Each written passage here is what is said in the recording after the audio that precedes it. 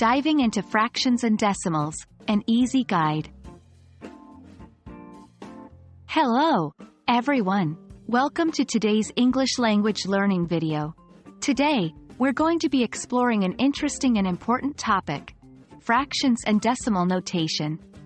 By the end of this video, you'll have a clear understanding of what fractions and decimals are and how they are used in English. Fractions are a way of representing parts of a whole.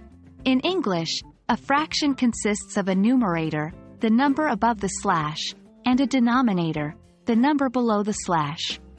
For example, in the fraction 3/4, 3 is the numerator and 4 is the denominator. This represents 3 out of 4 parts of a whole.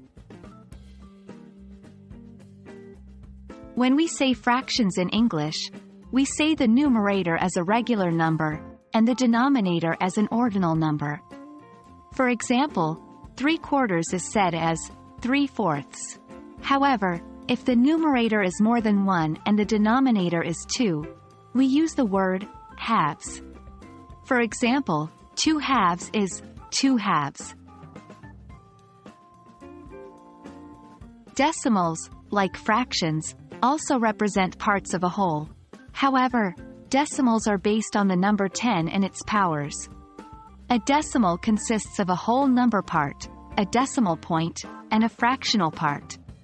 For example, in the decimal number 3.75, 3 is the whole number part and 0.75 is the fractional part. When we say decimal numbers in English, we say the whole number part, then point, then each digit of the fractional part separately. For example, 3.75 is said as 3.75. Sometimes, it's necessary to convert fractions to decimals and vice versa. To convert a fraction to a decimal, divide the numerator by the denominator. For example, to convert 3/4 to a decimal, divide 3 by 4 to get 0.75. To convert a decimal to a fraction, consider the place value of the last digit of the decimal.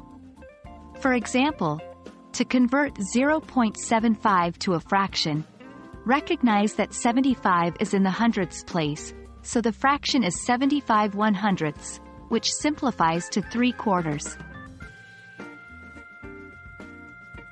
And that wraps up our lesson on fractions and decimals. We hope this video has made these concepts clearer for you. Remember, fractions and decimals are just different ways to represent parts of a whole. Practice converting between the two and you'll become a pro in no time. Thanks for watching and happy learning.